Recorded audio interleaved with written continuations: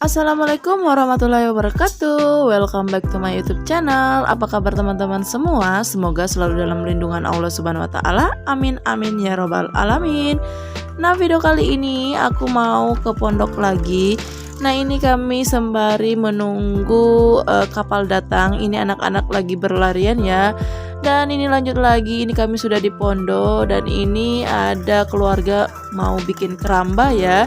Jadi papa mertua itu bikin perangkap ikan atau belat ya teman-teman, dan bikin keramba. Nah, itu dia pembuatan belat atau perangkap ikan. Jadi buatnya itu pas air surut ya teman-teman. Sebenarnya udah kemarin ya buatnya, tapi karena aku belum datang makanya nggak ada video ya teman-teman. Oke, lanjut lagi. Ini ipar lagi pancing cumi ya teman-teman. Jadi alhamdulillah perdana pancing cumi dan dapat hasil lumayan besar ya teman-teman. Dan ini saudara mertua ya teman-teman ngambil cuminya, dan umpannya itu umpan mainan seperti udang gitu. Nah, ini ipar aku mancing lagi, semoga dapat ya teman-teman, dan ternyata dapatnya cuma satu. Nah, ini ada ponaan yang kepo ya mau ke belat. Jadi belat kami itu atau perangkap ikan dekat aja ya, jadi anak-anak itu bisa mendayung ke sana. Nah, ini mereka udah biasa ya mendayung-dayung kayak gini, insya Allah aman. Dan ini hasilnya yang ipar pancing ya. Oke, lanjut lagi. Ini ada ipar kedua datang. Ini memang sudah ahli ya dalam mengambil cumi. Jadi setiap dia libur atau pulang kerja pasti dia turun untuk cari cumi ya. Dan kami kasih tahu kalau ipar aku dapat cumi, makanya dia pancing juga. Dan alhamdulillah dapat juga, makanya dia menjaring ya. Jadi proses menjaring kayak gini, dipancing dulu, setelah dapat cuminya baru kita hamparkan jaring ya teman-teman.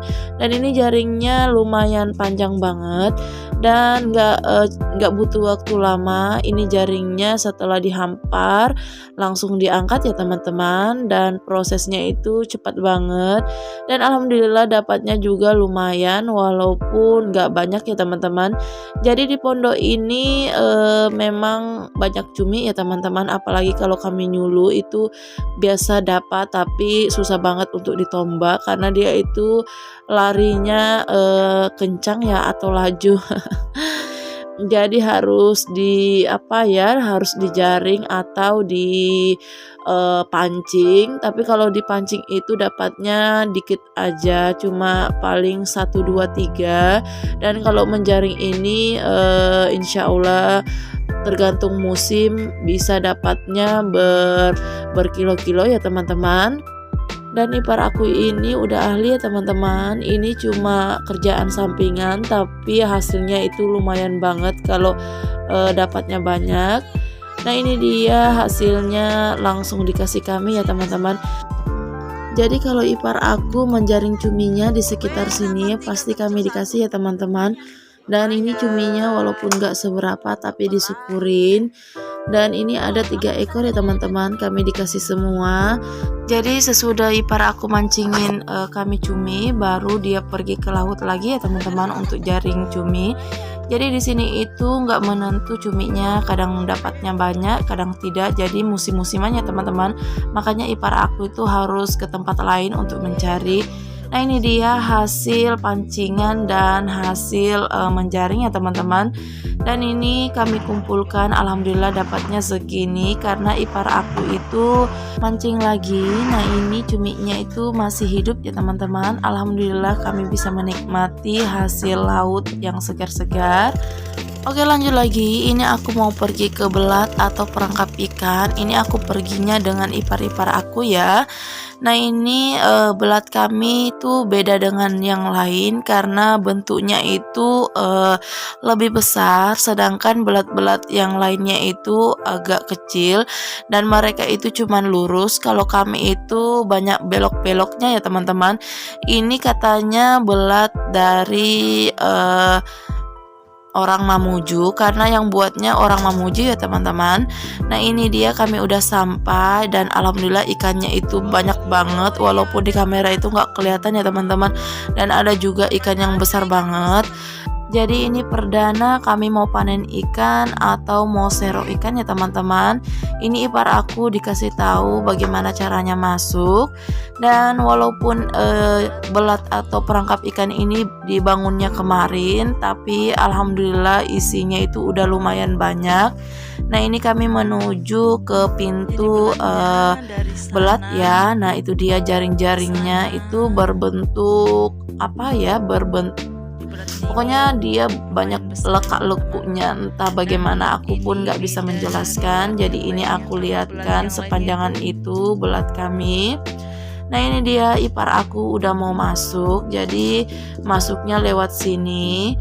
Nanti ada pintu kecil di situ ikannya masuk, dan itu harus pelan-pelan ya dibuka supaya ikannya nggak keluar lagi.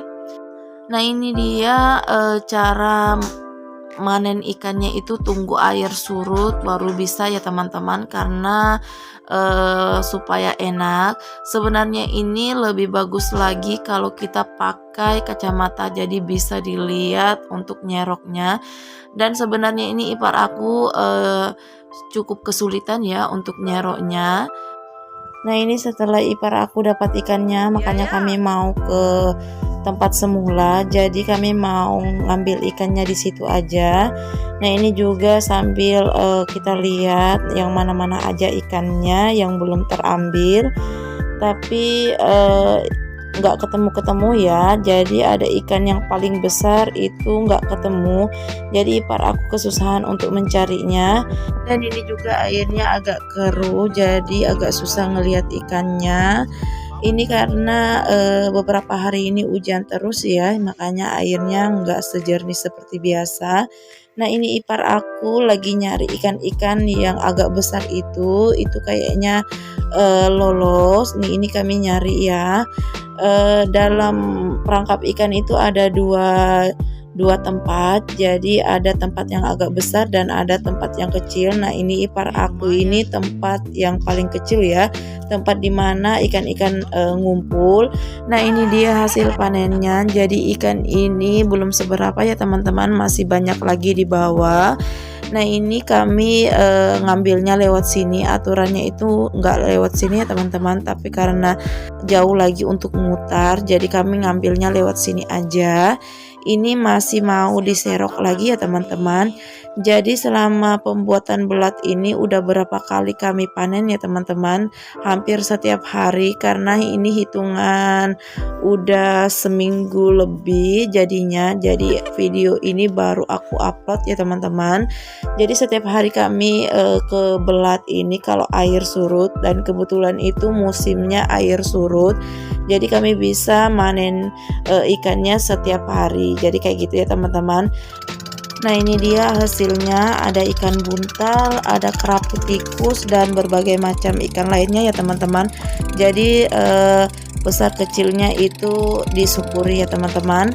Dan ini kami mau menuju ke pengepul. Jadi kerapu tikus itu ternyata harganya lumayan mahal banget, walaupun kecil. Jadi aku lupa untuk videoin yang mana kerapu tikus ya teman-teman. Nanti kalau aku dapat lagi nanti aku video.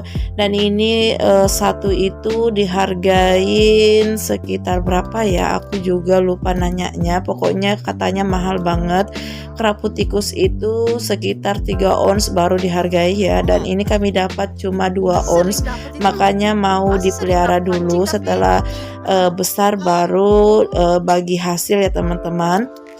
Jadi di sini tempat pengepul ikan kerapu tikus. Aku juga baru tahu ternyata kerapu tikus itu ada pengepulnya, dan itu fantastik banget harganya. Kira-kira sekilonya itu 700 kata ipar aku ya teman-teman. Padahal suami itu kadang mancing dapat kerapu tikus ya, dan kami tuh nggak tahu kalau itu dihargain, jadi kami bawa pulang aja untuk dimakan.